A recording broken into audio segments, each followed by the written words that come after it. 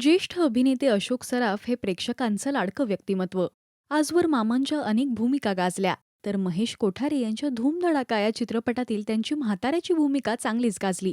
या भूमिकेला चार चांद लावले ते त्यांच्या व्याख्या विखी वुखू या डायलॉगने. पण या भूमिकेच्या स्क्रिप्टमध्ये ही गोष्ट खरं तर लिहिलेलीच नव्हती. मामांना हे कसं सुचलं हे त्यांनी त्यांच्या मी बहुरूपी या पुस्तकात सांगितलंय. अशोक मामा म्हणाले, दिग्दर्शक महेश कोठारेंच्या धूमधडाकामधला माझा खोकला मला अचानक मिळाला. प्यार किए जा या हिंदी सिनेमाचा तो रिमेक होता. मी केली ती भूमिका त्यात किशोर कुमारनं केली होती आणि त्यात धमाल आणली होती.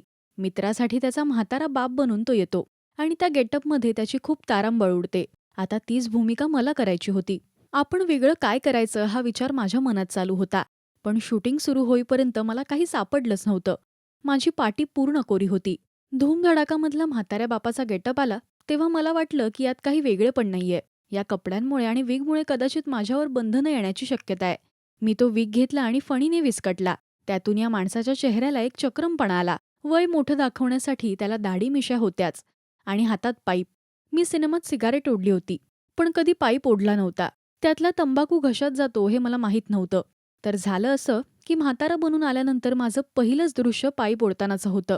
बंगल्याचे मालक असलेल्या आणि त्या बागेत काम करणाऱ्या शरद तळवळकरांना मी नमस्कार माळीबुवा असं म्हणतो. माझा संवाद मी सुरू केला आणि मला खरंच जोरात ठसका लागला आणि खोकत खोकत मी संवाद म्हटला. हे चुकून झालं खरं, पण या खोकल्यात आपल्याला आपल्या स्टाईलनं म्हणता येईल असं मला वाटलं. नाहीतर हा तरुण मुलगा म्हातारा बनून आलेला आहे. घरातल्या खऱ्याखुऱ्या बापाच्या प्रश्नांना उत्तरं देताना त्याचा गोंधळ उडणारच. हा गोंधळ खोकल्यातून मस्त दाखवता येईल हे लक्षात आलं आणि त्यानंतर मी ते व्याख्या विखी वुखू प्रत्येक खोकल्याबरोबर वापरलं. त्यामुळे ही व्यक्तिरेखा हिट ठरली. याच सिनेमात मी आणखीन एक धमाल केली. शरद तळवळकरांचं धनाजी वाकडे हे नाव मी एकदाही नीट म्हटलेलं नाहीये.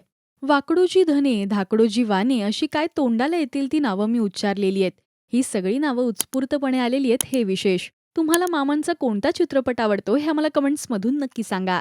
मराठी सिनेविश्वातील बातम्या, अपडेट्स आणि गॉसिपसाठी तुम्ही सबस्क्राईब करा राजश्री मराठी.